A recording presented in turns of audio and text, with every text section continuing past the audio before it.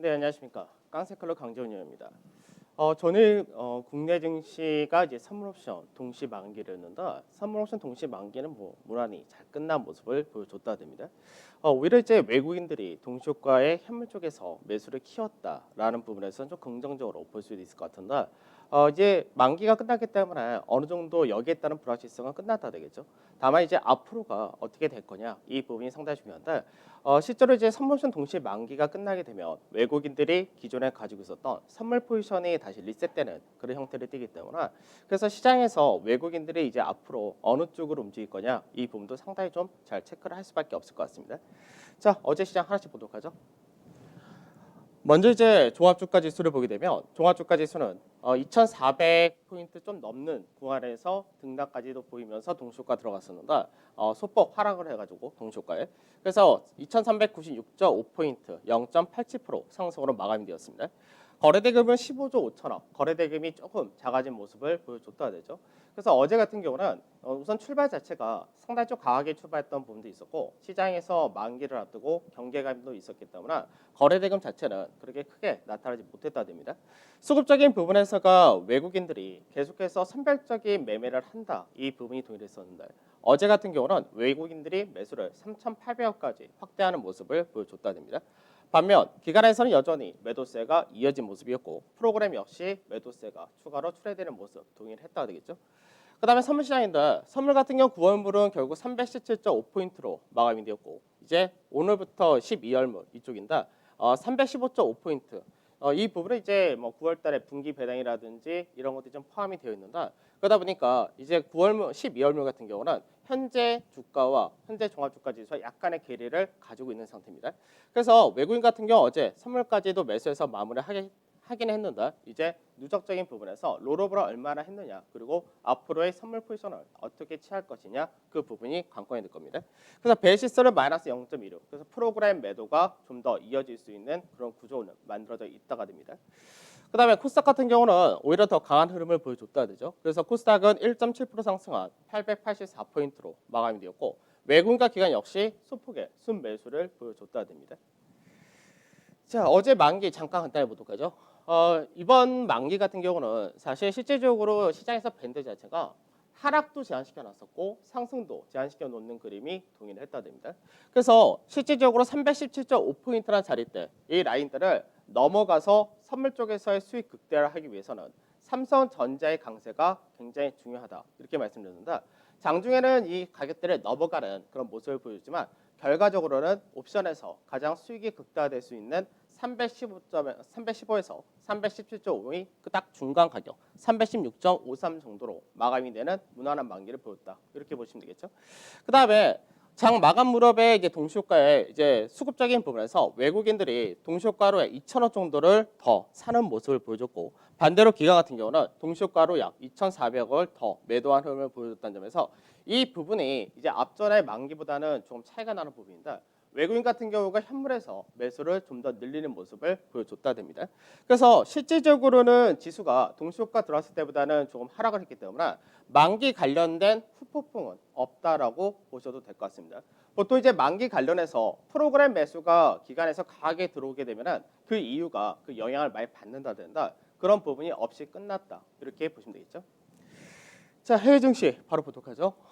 우선 중국 증시 요즘 외교적인 문제가 상당히 많다라고 말씀드렸는데 중국 관련해서 이제 미국에서 추가적으로 중국인 1,000여 명에 대해서 비자를 취소하는 형태가 발생이 되었습니다.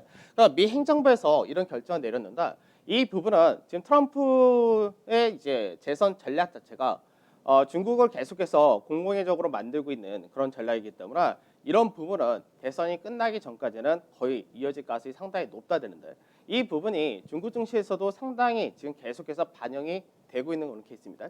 그래서 이 부분을 어느 정도 내성이 생기는 것이 언제냐 이 부분이 중요한데 아직까지는 중국 증시가 투자 심리가 약해진 그런 모습을 보여주기 때문에 거래 대금의 역시 감소 그러면서 주가 역시 하락세가 이어졌다 됩니다. 그래서 박스권의 중간 마디 자리를 이탈한 그런 흐름이기 때문에 이제 하단 자리를 지켜주느냐 이 부분이 상당히 중요하다가 될 것 같습니다. 자, 그다음 미증시인데 미증시는 뭐 2% 정도 나스닥이 빠졌다 되고 이제 다우라든지 S&P는 1%대 중후반 이렇게 하락으로 마감이 되었다 됩니다. 그래서 미증시가 지금 현재 실제적으로 지난주 금요일부터 이제 조정을 받았다 이런 부분 생각을 한다면은 미증시를 이제 조정을 해봤자 일주일밖에 되지 않았다 되죠.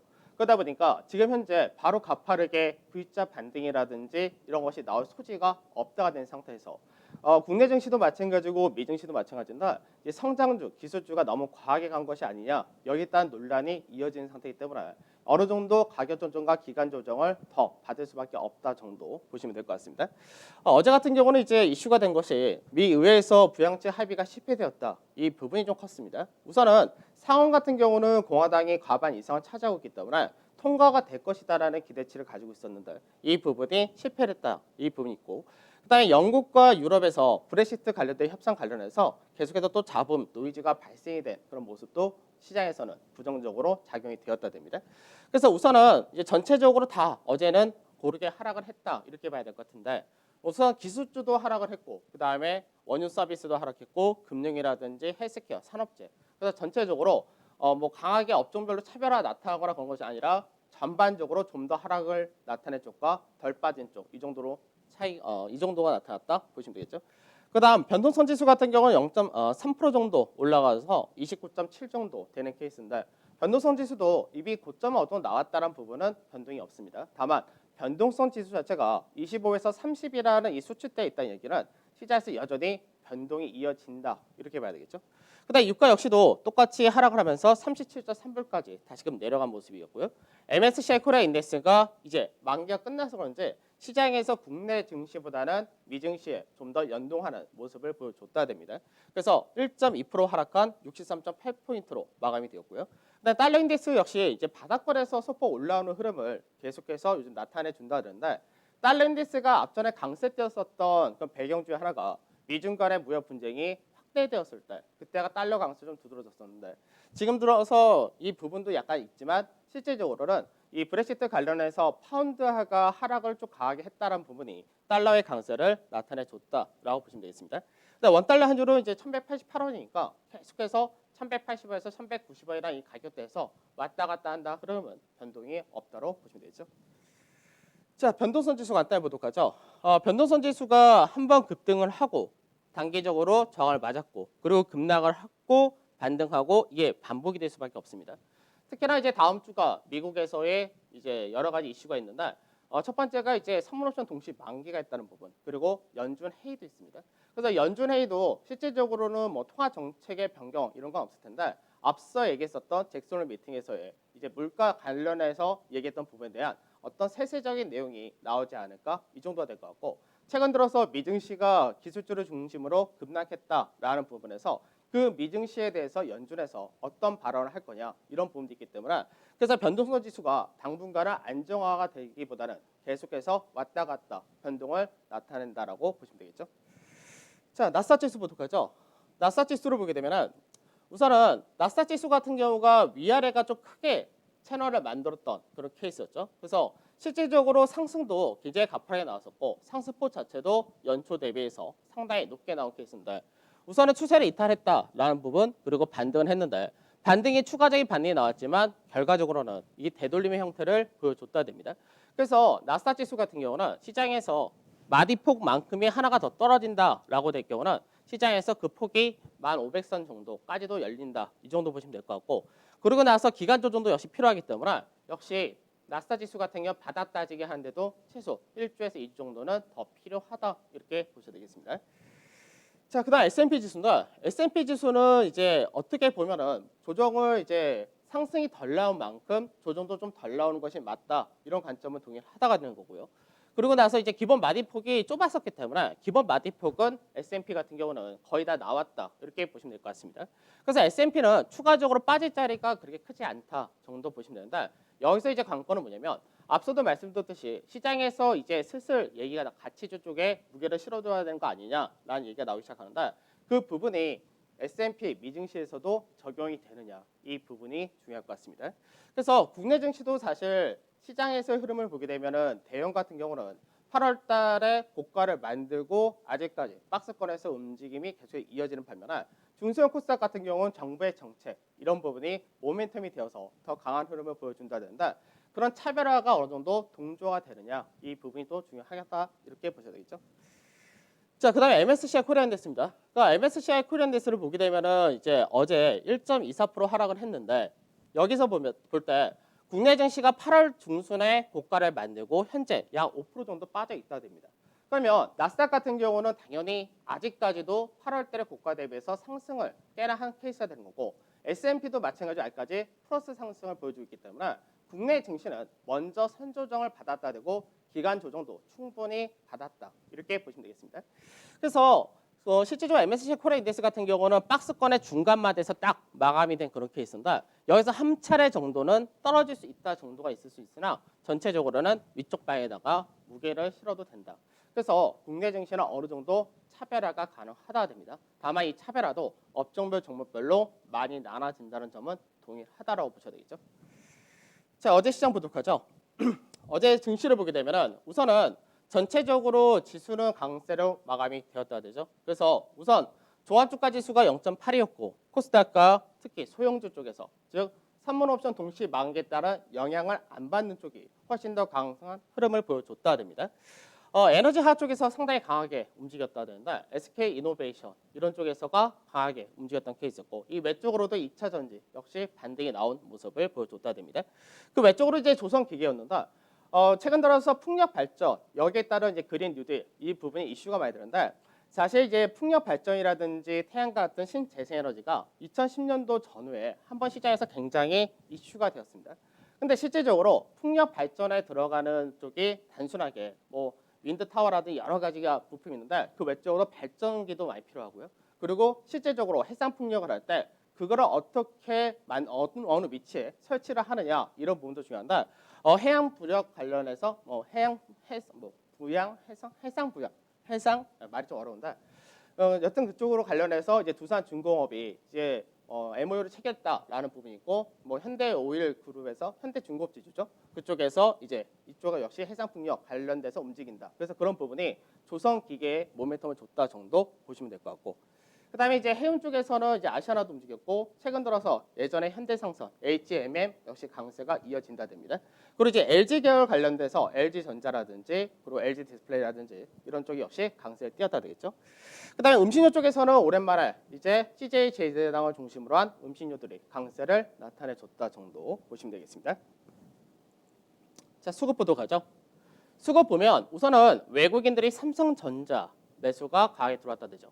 그러니까 삼성전자가 이제 어제 같은 경우 출발 자체가 강하게 움직여서 6만 원이라는 가격 마디 이 라인대 왔다 된다. 결국 그 가격대가 실제적으로 삼성전자의 고가 라인이기 때문에 그 라인을 언제 넘길 수 있을 것이냐 이 부분이 국내 증시에서는 상당히 중요하다고 보셔야 되겠습니다.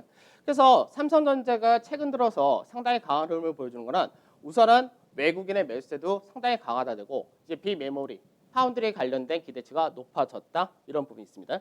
그다음 SK이노베이션이라든지 세트로 헬스케어 그리고 NC소프트 이런 쪽에서가 오랜만에 외국인의 매수가 들어온 모습을 보여줬다가 됩니다. 자, 그다음 매도를 보게 되면 매도에서 이제 세트론이 이제 JP모건의 리포트가 발표가 된 다음에 이제 계속해서 여기에 대해서 반박글도 내고 있고 뭐 애널리스트 간담회도 하고 있고 여러 가지 나오는데 사실 시장인 판단할 문제이고요.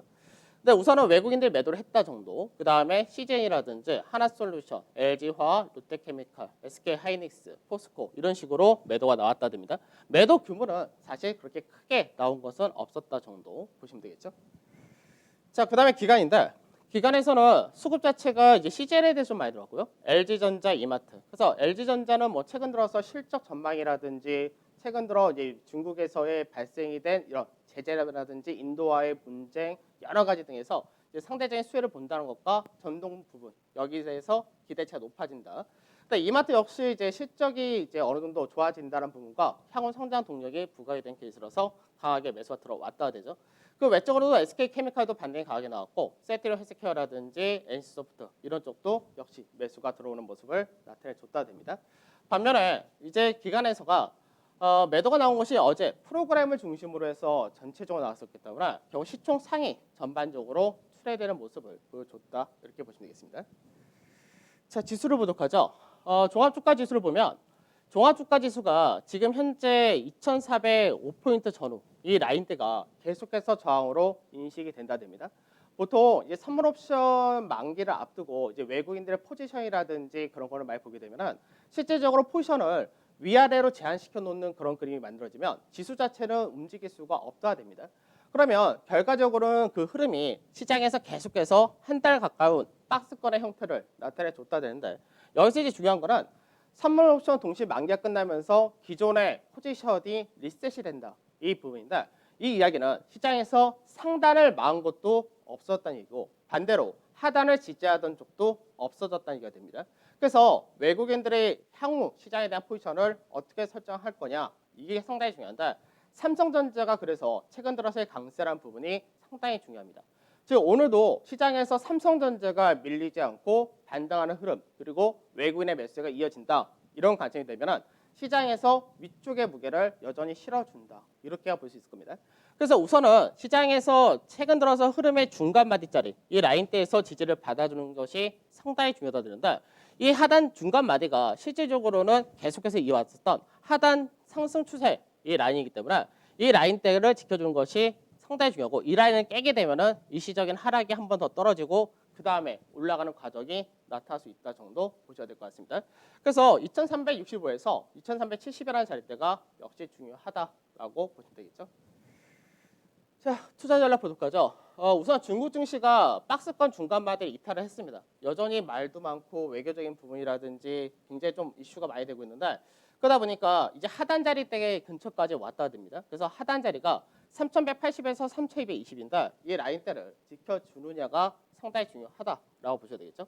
그 다음에 미증시는 단기 급락이 나타났다. 그리고 기술적 반등이 나타났다. 그 다음에 다시금 하락을 했다. 계속 우리가 이제 시장에서는 퐁당퐁당한다 이렇게도 얘기를 하는데 계속해서 이 과정이 이어질 수밖에 없다 됩니다. 지금 바로 가파르게 V자로 나올 수 있는 상황이 아니고 시장에서 하락의 요인 자체가 차익 실현의 성격이 상당히 강하다 되기 때문에 그렇기 때문에 시장에서 가파른 반등이 안 나오면 결국은 추가적인 기간 조정이라든지 가격 조정이 불가피하다 될 수밖에 없다가 됩니다.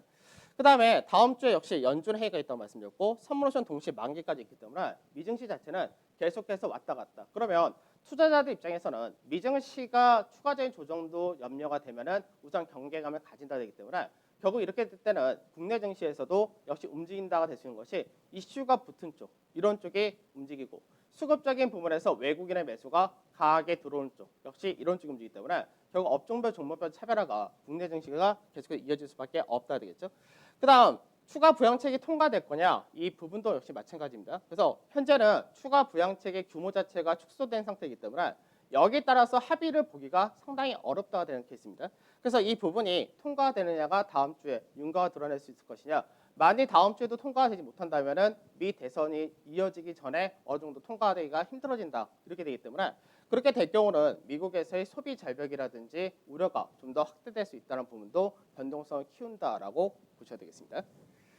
자, 국내 증시 우선은 선물옵션 동시 만기라는 불확실성은 해소가 되었다 됩니다. 그럼 여기서부터 생각을 좀 많이 해야 됩니다. 사실 국내 증시가 연말까지 시장을 생각할 때 그렇게 녹록한 시장이 아닙니다. 그래서 실제로 보게 되면은 우선 9월 3주차 다음 주가 되는데 다음 주는 이제 해외발 불확실성 아까 말씀드렸던 만기 연준회의 브렉시트 관련된 부분 미중 간의 마찰 여러 가지 있죠. 그 다음 주가 되면은 9월 넷째 주가 되는데 이때는 불확실성이 어느 정도 완화가 될 겁니다. 다만 또 그때 가면은 추석 연휴를 앞둔 경계감과 차익 실현이 상당히 강할 겁니다. 우리가 8월 15일 날 그때 임시 공휴일이 있어서 연휴가 있었던 바로 그 전에 금요일 날 생각하셔야 된다. 그때는 이제 코로나 확진자 수 그렇게 크게 급증하거나 그런 과정이 아니었습니다. 그런데 이제 그거를 앞두고 우선은 시장에서 전반적으로 하락이 좀 떨어졌었던 그런 이력을 가지고 있는데 개인들을 중심으로 시장을 움직였기 때문에 개인들의 이런 연휴를 앞두고는 차익 실현할 수 있는 가능성이 상당히 높다 되겠죠. 그러면 결국 9월달 시장은 시장에서 안정적으로 지수 전체가 강세에 뛰는 시기는 그렇게 많지 못하다라고 보셔야 될 것 같은데 그럼 그 다음에는 뭘 생각해야 되냐? 10월달 이후로는 3분기 어닝 시즌에 들어갑니다. 그러면 3분기 어닝 시즌 같은 경우가 실제로는 올해 마지막이다라고 보시면 되는데 3분기 어닝 시즌에서 실적이 좋은 쪽은 내년에 대한 실적 기대치도 가져가게 되는 케이스고, 그렇지 못하다가 되는 쪽은 내년에 대한 기대치가 약해지기 때문에 연말까지 상승이 좀 제한될 수밖에 없는 구조, 이렇게 됩니다. 그래서 보통 3분기 실적이 발표된 다음에는 4분기 실적 별로 시장에서 좋지 않게 생각하기 때문에 내년에 대한 전망이 높아졌죠. 그래서 최근 들어서 종목에 대한 특징주를 설명해 드릴 때 제가 내년 시장에 대한 시장에서의 컨센서스를 같이 설명해 드린 것이 내년 시장에 대한 기대치가 상당히 중요하다 됩니다. 그래서 내년 시장을 얘기할 때는 역시 정부의 정책이라든지 글로벌 전체적인 정책, 이런 부분이 중요할 수밖에 없다 되는 거고, 최근 들어서 이제 코로나가 과연 어떻게 끝날 거냐, 이 부분도 중요한데, 어느 정도 치료제나 백신이 성공했다 하더라도 그 다음에 흐름에서는 결국 글로벌 경기를 부양하기 위해서 각국의 정책적인 부분이 계속해서 부각이 된다, 이렇게 되기 때문에 결국 정책이 상당히 중요한 시장이다라고 보셔야 되겠습니다. 지금 현재 국내 증시에서 이슈를 붙이면서 움직인 것도 대부분 정책 관련주가 되겠죠. 그래서 여전히 관점은 동일하다가 됩니다. 그리고 해서 지수 밴드도 거의 동일하다라고 보시면 될 것 같고, 종목군도 다 동일하다 되죠. 어저께 조선이 빠졌다고 했었는데 조선 정도 더 체크하시면 되겠습니다.